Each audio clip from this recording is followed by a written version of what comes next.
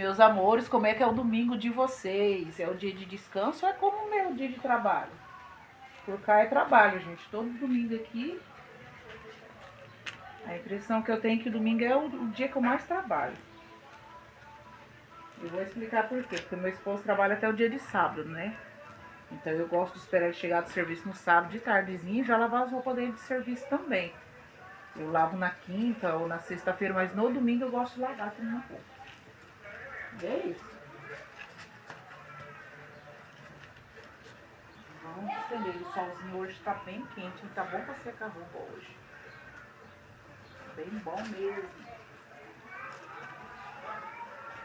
Vamos lá, meus irmãos. Meu Deus, que sol ardido e misericórdia.